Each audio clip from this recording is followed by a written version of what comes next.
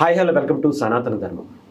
ఇంట్లో ఆడవాళ్ళు ఎలా ఉండాలి, ముఖ్యంగా వాళ్ళ వస్త్ర అలంకరణ అనేది ఎలా ఉండాలి, ఎలా ఉంటే మంచిది, అది ఇంటికి మంచిదా వాళ్ళకి మంచిదా అనేది ఒకసారి మనం తెలుసుకునే ప్రయత్నం చేద్దాం. మనతో పాటు బ్రహ్మశ్రీ బెనారస్ బాబు గారు ఉన్నారు, ఆయన అడిగి తెలుసుకుందాం. సో నమస్తే అమ్మ. సో మీరు చూసే ఉండొచ్చు, ఇంట్లో వాళ్ళందరూ కూడా అలంకరణ మీద ఎక్కువగా ఆడవాళ్ళు దృష్టి పెడతా ఉంటారు.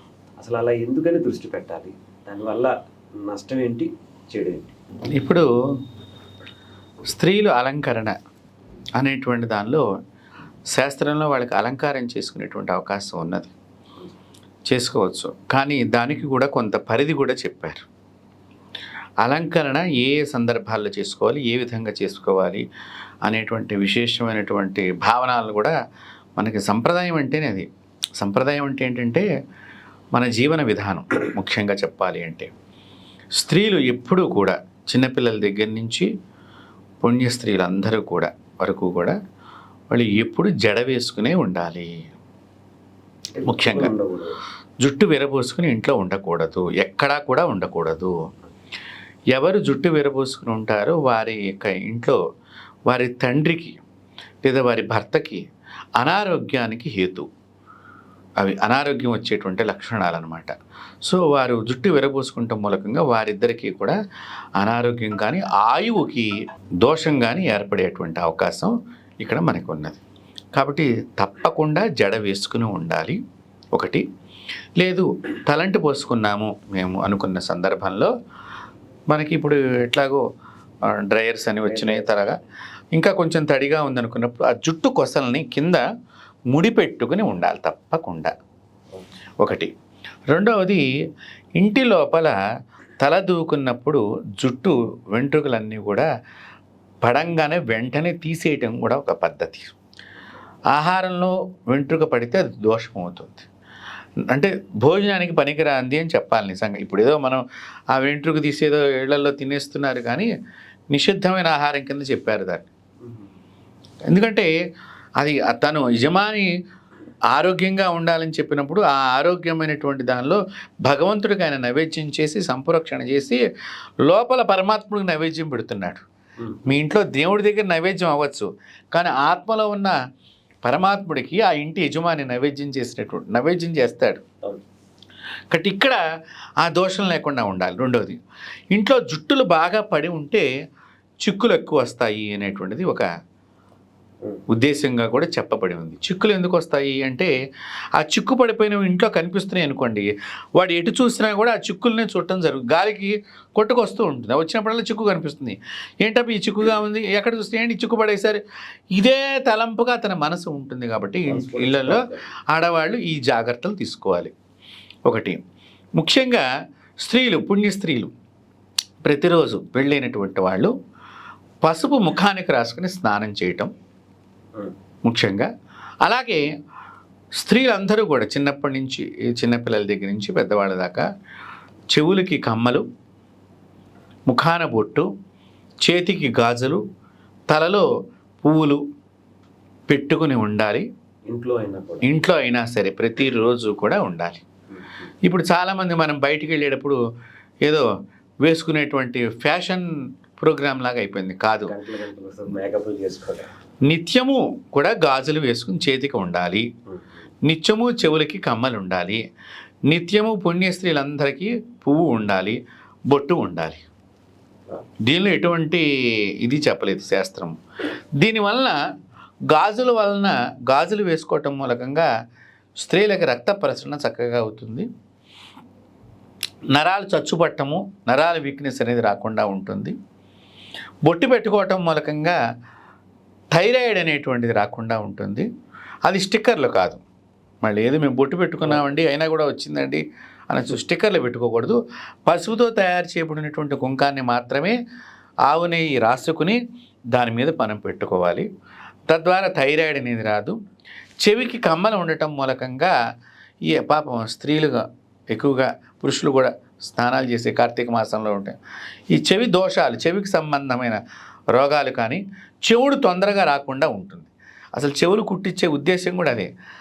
చెవుడు తొందరగా రాకుండా ఉండటానికే ఇక్కడ ఒక నరానికి దగ్గరగా కొంచెం ప్రెస్ చేయడానికే ఈ చెవి కమ్మ అనేటువంటిది పెట్టడం జరిగింది. దీన్ని ఇంకొక రకంగా కూడా ఏ స్త్రీ అయితే చెవి కమ్మని పెట్టుకుంటుందో తన భర్తకి అపమృత్యువు తొలగిపోతుంది అనేటువంటిది ఒకటి పార్వతీదేవి చెప్పినటువంటి విషయం. ఇక వస్త్రధారణ కిందకు వస్తే చక్కగా చీరలు, అలాగే పెళ్లి కానిటువంటి వారు చక్కని ఇప్పుడు పంజాబీ డ్రెస్సులు మంచిగా వారి రక్షణ కోసం, లేదా మన శాస్త్రీయంగా లంగా ఓణి పరికిణి అనేవి అంటూ ఉంటారు కదా, ఆ విధమైన వస్త్రధారణ మాత్రమే ఉండాలి. ఇతర దేశ యొక్క వస్త్రధారణ పనికిరాదు. ముఖ్యంగా ఈ విధంగా ప్రతిరోజు స్త్రీ ఉండాలి. తర్వాత చిన్నపిల్లలైనా పెద్దవాళ్ళైనా కాళ్ళకు పసుపు రాసుకుంటాం శుభప్రదం. ఎక్కడ కాళ్ళకు పసుపు రాసుకుని చక్కగా మంగళమైనటువంటి మూర్తిగా కనిపిస్తుందో ఆ ఇంట్లో సౌభాగ్యము, ఆరోగ్య లక్ష్మి ఎక్కువగా తిరుగుతుంది. ఈ కాళ్ళకు పసుపు రాసుకుంటంలో గల కారణం ముఖ్యంగా స్త్రీలకి ఆరోగ్య ప్రదాయిని కింద మనం చెప్పవచ్చు. వారికి తొందరగా అంటే తడిలో ఎక్కువగా తిరిగే అలవాటు ఉంటుంది. అంటే బట్టలు ఉతకటం ద్వారా కానీ, గిన్నెలు కడగటం కానీ, వంట చేయటం కానీ. ఇప్పుడు మా ఇంట్లో పనమ్మాయి ఉందండి, మేము పెట్టుకున్నాం పనమ్మాయిని, మేమేం వంట చేయము అని మీరు అనొచ్చు. కానీ మీ కాళ్లకు వ్యాధులు ఎందుకు వస్తున్నాయి అంటే వ్యాధులు రానివ్వకుండా చెప్పారు అక్కడ. కాబట్టి మనం ఆ విధమైనటువంటి ప్రతి ఒక్కరూ కూడా కనీసం బొటనవేలు వరకన్నా కూడా పసుపు రాసుకోవటం చాలా ముఖ్యమైనటువంటిది. తర్వాత ఇంకా అన్నిటికంటే ముఖ్యంగా మనం ఆచరించవలసింది, ప్రతి స్త్రీ కూడా భర్త కంటే ముందరగా నిద్ర లేవటం. పెళ్ళైనటువంటి స్త్రీలు చక్కగా తన స్నానం చేసి వచ్చి భర్తను నిద్ర లేపటం.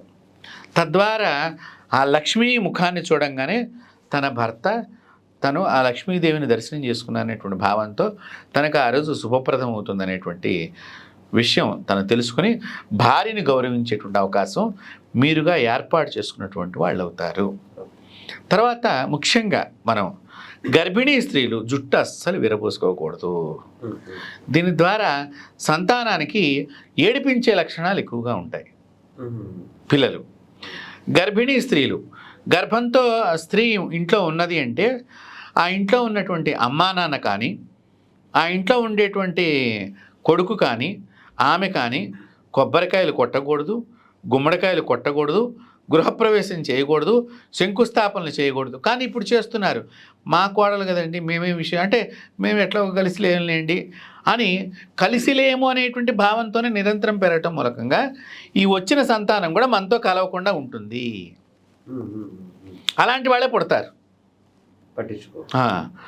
స్త్రీలు గర్భంతో ఉన్నప్పుడు ముఖ్యంగా గోళ్ళు కట్ చేయకూడదు, మగవాడు కట్ చేయకూడదు, ఆడది కట్ చేయకూడదు, జుట్టు కట్ చేసుకోకూడదు, గడ్డం చేసుకోకూడదు. 9 నెలల పాటు ఈ నియమాన్ని పాటించమని శాస్త్రం చెప్పింది. అంటే 3వ నెల మొదటి నెల నుంచి, మొదటి వార్త విన్న దగ్గర నుంచి డెలివరీ అయిన 10వ రోజు దాకా క్షురకర్మ చేయకూడదు మగవాడు. వార్త ఏమండి నేను విశేషంగా ఉన్నానని భార్య చెప్పింది అనుకోండి, ఆ రోజు నుంచి మేము ఆ మధ్యకాలంలో మగవాళ్ళకి ఈ విషయాన్ని చెప్పినప్పుడు, ఏమండి మేము ఆఫీసులో గడ్డం చేసుకుని వెళ్ళిపోతే వాళ్ళు రానివ్వరండి. ఇప్పుడు మరి గడ్డంతో ఎలా రాణిస్తున్నారు? చాలామంది గడ్డంతోనే పెడుతున్నారు కదా, మరి ఇప్పుడు ఎలా రాణిస్తున్నారు? అంటే మనం ఒక సాకు చెప్తున్నాం. మన దగ్గర టాలెంట్ ఉందనుకోండి, నా అవసరం మీకు ఉన్నప్పుడు నేను ఎలా ఉన్నా కూడా మీరు నా సర్వీస్ తీసుకుంటారు కదా. కాబట్టి మనలో సబ్జెక్ట్ ఉండాలి. ఇక్కడ ఆ దైవిక భావన పాటించాలనేటువంటి మర్యాద మనకుందనుకోండి, అవతల వాళ్ళు మనం గౌరవిస్తానికి ఎప్పుడూ రెడీగానే ఉంటారు. ఇప్పుడు ఇంతకాలం వచ్చినా కూడా ఇంకా చాలామంది ఇళ్లలో సంప్రదాయంగానే పాటించే కుటుంబాలు మన భారతదేశంలో ఉన్నాయంటే, భారతదేశం అవతల కూడా చాలా సంప్రదాయాన్ని పాటించే వాళ్ళు ఉన్నారంటే అది కారణం ఈ సంప్రదాయంలో ఉన్న గొప్ప శక్తిని వాళ్ళు రుచి చూశారు. కాబట్టి ఇవి ముఖ్యంగా పాటించారు. మాంసాహారాన్ని తీసుకోకూడదు గర్భంతో ఉన్నప్పుడు. ఇక్కడ అంటే డాక్టర్లు కూడా మరి అంటే ఇప్పుడు ఏదో వాళ్ళు చెప్తూ ఉంటారు, మరి మేము వాళ్ళ దానికి మేము వ్యతిరేకంగా మాట్లాడినట్టుగా కనిపిస్తుంది. కానీ మాంసాహారం తీసుకుంటాం మూలకంగా తమో గుణంతో పిల్లలు ఉత్పత్తి అవుతారు. తమో గుణం, ఇప్పుడు తమో గుణంతో పెరగకూడదు పిల్లలు. కాబట్టి చక్కని మామూలుగా కూరగాయల్లోనే బోల్డని విటమిన్స్ ఉన్నాయి, దానిలో మించిన విటమిన్స్ దీనిలో ఉన్నాయి. ఇవి తినాలి కదా, ఇవి తింటున్నారా ఎవరన్నా? ఇవి తింటే అప్పుడు విటమిన్స్ డెఫిషియన్సీ ఎందుకు వస్తుంది ఎవరికైనా కూడా? ఇప్పుడు మీరు ఎప్పుడూ కూడా చక్కని ఆహారం మీరు ఇంట్లో చేసుకుంటే కనుక హాయిగా మన చిన్నప్పటి నుంచి మంచి ఆహారం పెట్టినట్లయితే కనుక చక్కగా బలమైన ఆహారంతోనే వృద్ధి చెందుతారు పిల్లలు. మనం అది తింటలేదుగా. దాని రెండో వాడు ఏది చేస్తే బాగుంటుందో చెప్తాడు. దానివల్ల ఏమవుతుంది, తమో గుణం పెరుగుతుంది. అంటే క్రోధము, ఆవేశం, అనవసరమైన దానికి ప్రతిదానికి ఆవేశం, టెన్షను, టెంపర్మెంటు ఇవన్నీ పెరుగుతున్నాయి. తద్వారా ఏమవుతుంది, చిన్న చిన్న విషయానికి ప్రమాదం తెచ్చుకునేటువంటి మనిషిగా మారిపోతున్నాడు. ఇప్పుడు ఈరోజు జరిగేటువంటి అన్నీ కూడా అవి సూసైడ్ చేసుకునేటువంటి ఏంటి, 10th క్లాస్లో మార్కులు వస్తే చచ్చిపోవాలా, తక్కువ వస్తే ఆ మెంటాలిటీ ఎందుకు వచ్చింది? కారణాలు ఇట్లాంటివే కొన్ని. ప్రతి దానికి ఏదో ఒక, ఇప్పుడు మార్కులు తక్కువ వస్తే చచ్చిపోవటము, సీట్ రాకపోతే చచ్చిపోవటము, నాకు గోల్ లేకపోతే ఇప్పుడు మార్కులు తక్కువ వస్తే ఏమైంది, ఇంకోసారి రాయండి, మార్గం ఉంది కదా. ఆ మధ్య ఏదో పాట వచ్చింది ఉందిగా, మార్చిపోయిన సెప్టెంబర్ ఏదో పాటలో ఏదో మార్గం ఉన్నది కదా. ఇప్పుడు మళ్ళీ వెంటనే రాసుకునే మార్గాలు కూడా వచ్చినాయి కదా.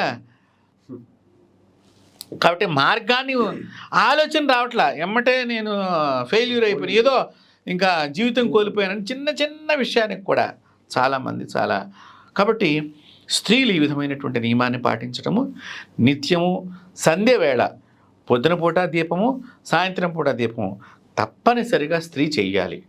సాయంత్రం పూట దీపం చేసేటప్పుడు కాళ్ళు చేతులు కడుక్కుని మొహం కాళ్ళు చేతులు కడుక్కుంటే సరిపోతుంది. స్నానం చేయాల్సిన చక్కగా దీపారాధన చేసి నమస్కరిస్తే సరిపోతుంది.